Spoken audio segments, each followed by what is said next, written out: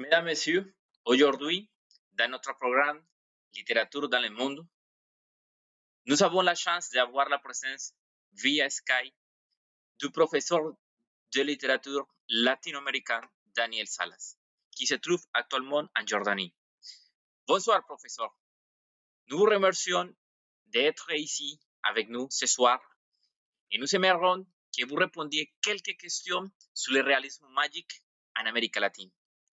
D'abord, nous aimerions que vous nous disiez qu'est-ce le réalisme magique pour vous. Alors, pour la question de c'est quoi le réalisme magique, je voudrais pas entrer en débat avec les historiens littéraires pour savoir si c'était un phénomène éditorial, un mouvement culturel littéraire. Ce qui est clair pour moi, c'est que le réalisme magique, c'est le résultat de l'originalité d'un groupe d'écrivains qui ont eu l'audace d'aller chercher leur influence littéraire ailleurs, d'abord dans la littérature nord-américaine par exemple, et européenne, mais aussi dans le monde hispanique, et d'une façon très originale. Quel est le livre que vous aimez le plus sur le réalisme magique et pourquoi?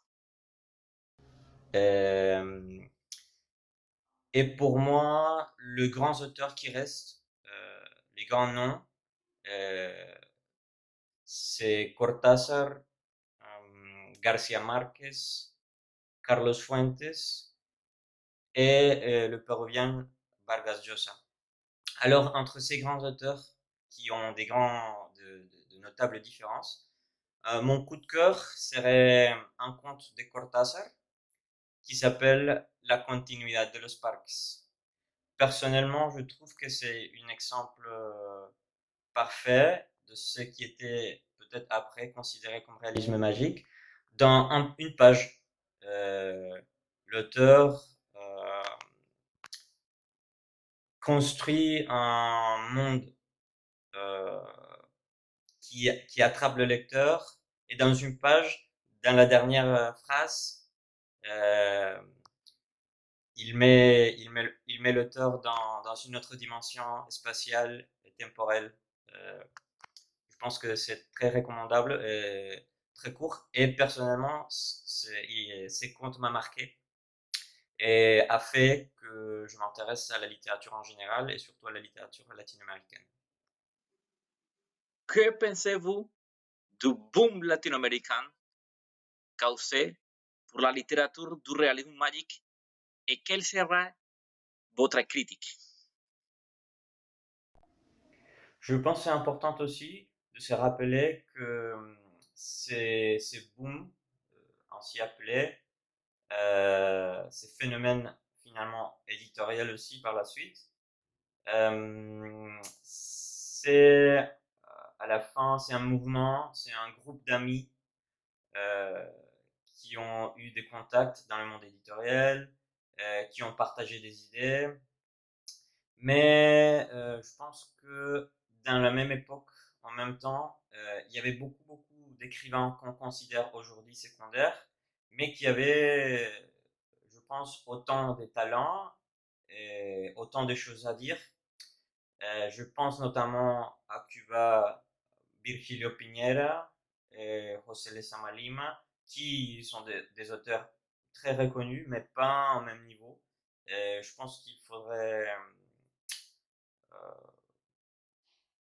revenir à ces auteurs et les étudier plus euh, qu'on fait maintenant. Du côté de la Colombie, par exemple, je m'aimerais rappeler, par exemple, l'écrivaine Alba Lucia Angel, qui a été aussi amie de ces quatre grands auteurs dont j'ai parlé, mais qui n'a jamais eu de succès éditorial et qui a une œuvre incroyable. Je recommande personnellement le roman Estaba la pájara pinta, euh, mais aussi en même temps, dans la même génération de Garcia Marquez, par exemple, Il y a Héctor Rojas Erazo qui a, qui a écrit une œuvre littéraire énorme et de très bonne qualité et qui est souvent soit oublié, soit juste connu dans le milieu local.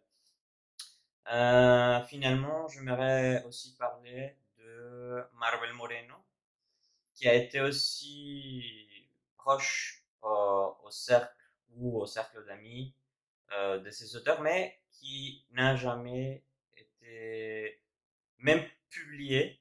Euh, on attend toujours son dernier roman. Je pense que dans le mois qui suit, on va finalement lire après 20 ans de silence des auteurs qui ont été malheureusement cachés par ce boom. Et alors, le reste de ces booms, bah, je pense que il faut qu'on prenne le temps pour le redécouvrir et ainsi enrichir notre patrimoine littéraire.